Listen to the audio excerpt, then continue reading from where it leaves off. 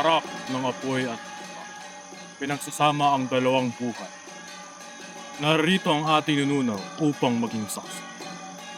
Tinatanggap niyo ba ang isa't isa bilang asawa upang bigyang lahas ang inyong tribo at pamilya? Tinatanggap kita.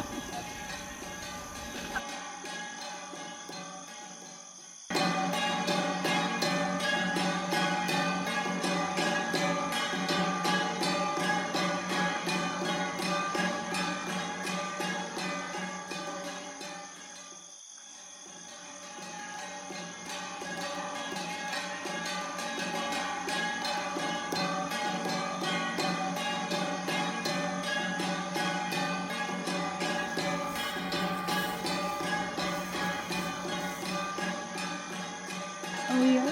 May problema ba? Wala. May kailangan lamang akong ayos. Huwag kang mag-alala, Madulo. Babalik ako kaagad.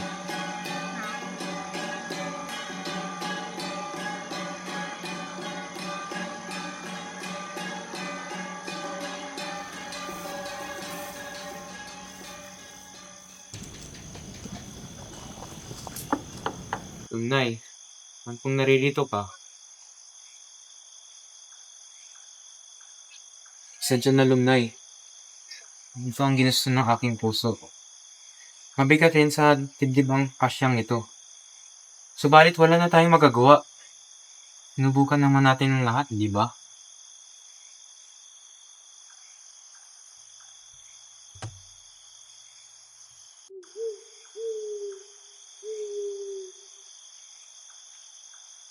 Nay, sumama ka dun sa mga babaeng sumasayaw.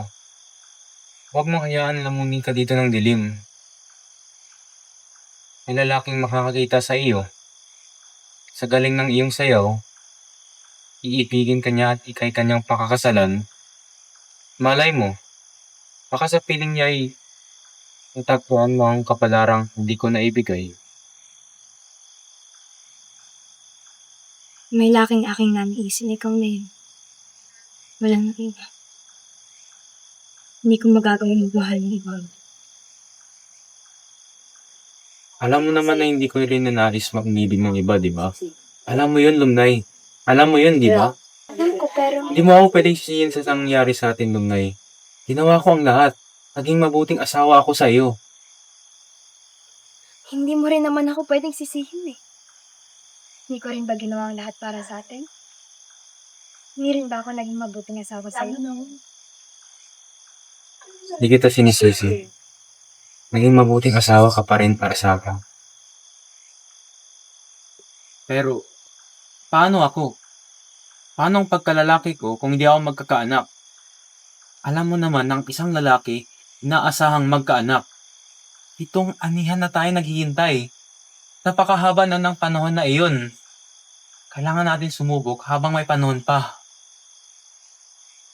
Paano ka? Paano ako? Tapatin mo ba ako? Nagkulang ba ako? Hindi ko rin ba ginawa at binigay ang lahat para sa atin? Sinubukan naman natin ang lahat, hindi ba? Ilang manok ang inalay natin kay Kabunyan. 7 anihan din naman ako nag-intay para sa wala. Alam ko yun. Alam kong ginawa mong lahat.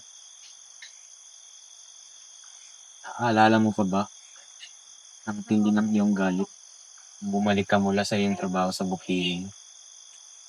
Sapagkat kinatay ko ang mga baboy na walang iyong kahintulot.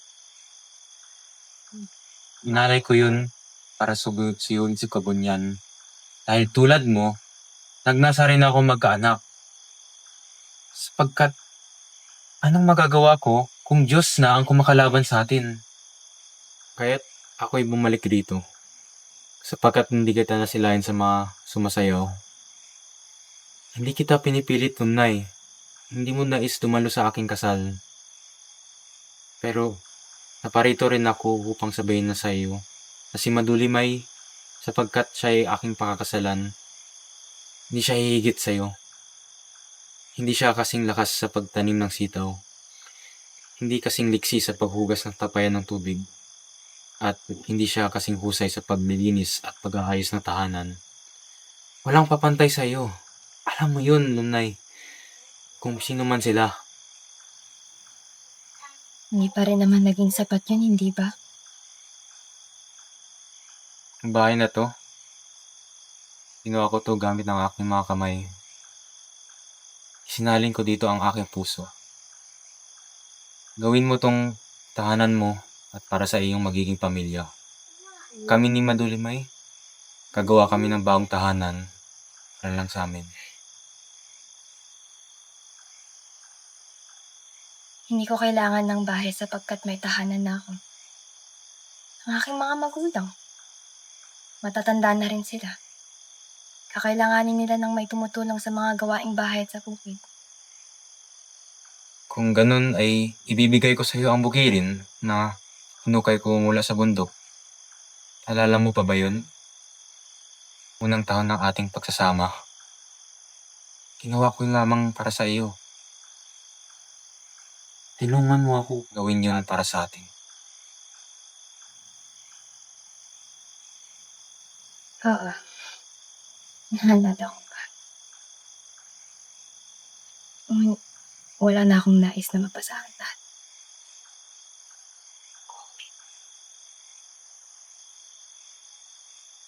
Bumalik ka na sa sayawan.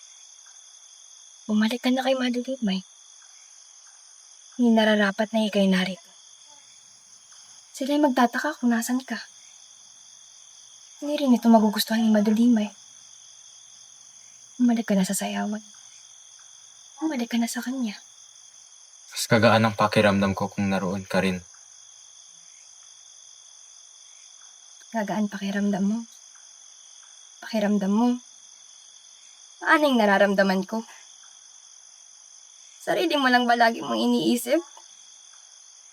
Hindi mo ba naiisip na sa tuwing nakikita ko kayong dalawa ni Madulimay, nasasaktan ako? Nasasaktan ka ba? Kasi awi ako nasasaktan ka, mas nasasaktan ako. Hindi ko kaya. Hindi ko kayang bumaba dun sa sayawan kasi sa tuwing nakikita ko kayong dalawa ni Madulimay, nasasaktan ako. Hindi ko kaya. Nay, Hindi ko kaya kasi ako dapat yun.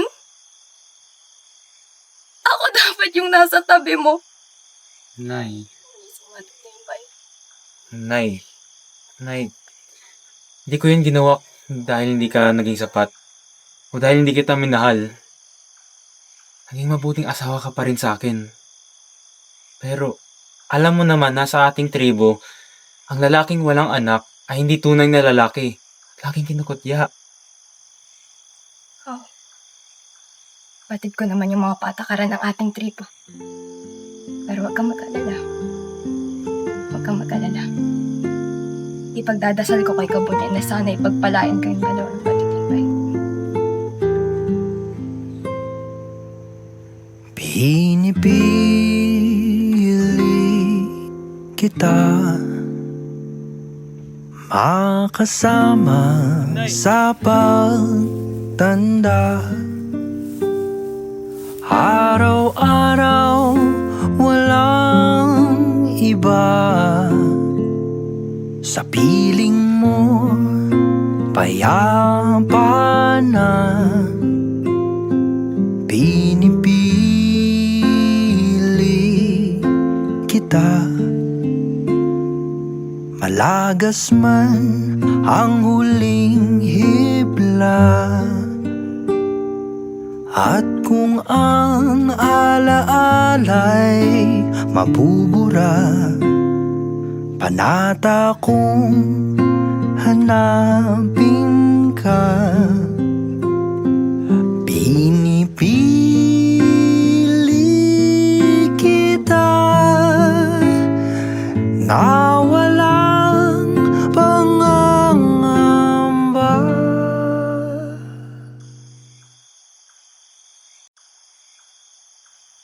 Kung wala ka nang gustong sabihin, aalis na ako.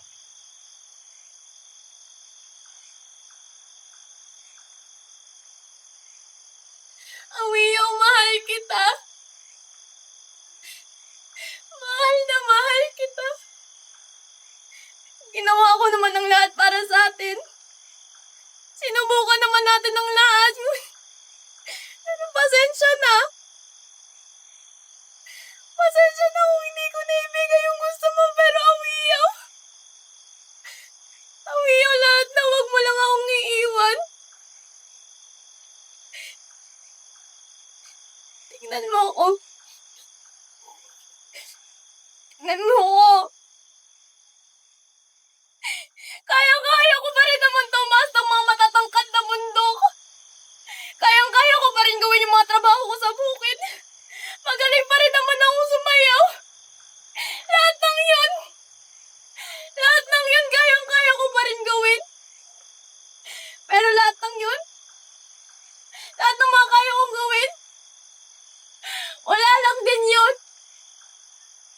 Wala lang din yung mga kaya kong gawin kung hindi ikaw yung makakasama ko.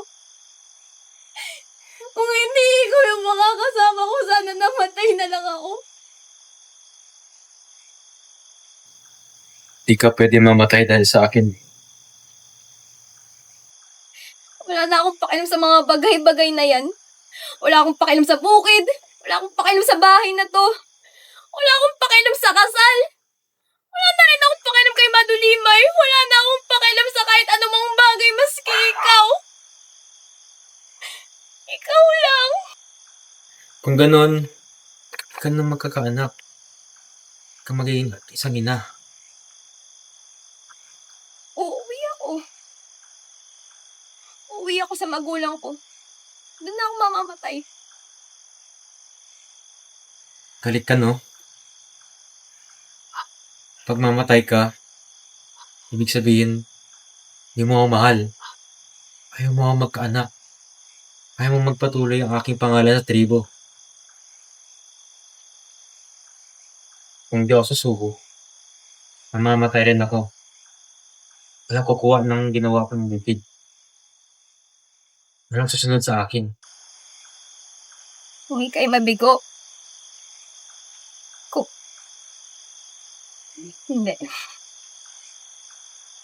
Hindi ko ginugusto na ika'y mabigo. Hindi yun yung gusto ko. Kung ako'y mabigo, pabalikan pa rin kita. Tayo mamatay na magkasama. Pareho tayo'y maglalahok mula sa ating tuyo.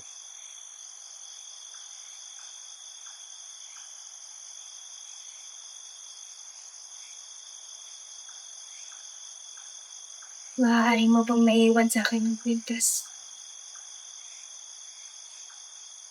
Awi ko kahit yun na lang.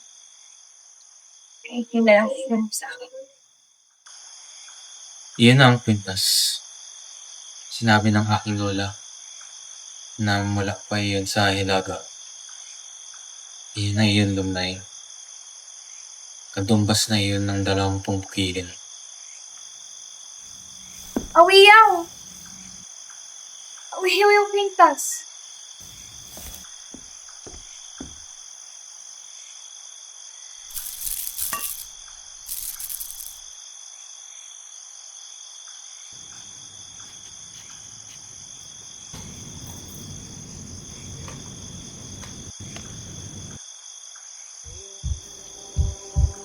Ito na pala ang huling anihan na ako'y maghihintay. Hindi ng bunga, kundi ng pag-ibig na hindi kailanman dumating sa anyong hiniling ko. Pitong anihan. Pitong ulit akong umasa. Pitong ulit akong nanalangin. Pitong ulit kong ibinigay ang lahat. Hindi ako galit. Hindi ako galit kay Awiyaw. Hindi rin ako galit kay Madulimay. Ang galit ay para sa mga bagay na maaaring baguhin, ngunit ito ang aming naging kapalaran. At gayon pa man, hindi ko pinagsisisihan ng pagmamahal ko. sapagkat ang magmahal ng totoo ay hindi pagkatalo. Ito'y isang uri ng tapang. Kung ang aking pagbitaw ang magbibigay sa kanya ng pangalan sa tribo, kung ang aking pag-alis ay magbibigay sa kanya ng anak, kung ang aking katahimikan na magiging kapayapaan niya, kung gayon tatanggapin ko ito.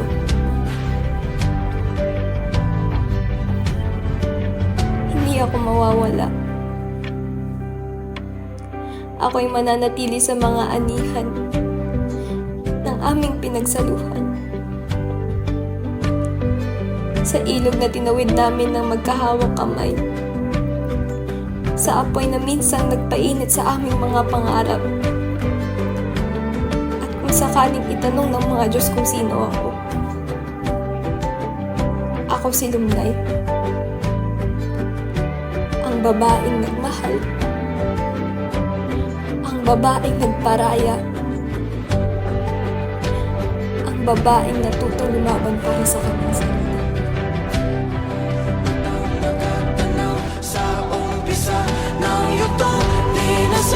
Na naisulat pa sa lahat ng pahinang sinulat ng tadhana. Ikaw pa rin. Ayaw tong paulit-ulit kong babalik balikan. Sigaw ay ikaw pa rin. Patuloy kong panghahawakan ng iyong mga salita. Di na nakikita sa tingin ng iyong mga mata. Ngunit kung sarado na ang puso sa nadarama, pwede bang isipin mo kung bakit tayo nagsimula? Na di matuklasan, babalik. Ikaw pa rin. Ang mga matang nakatanaw sa umpisa ng yugto. Sigaw ay naisulat pa.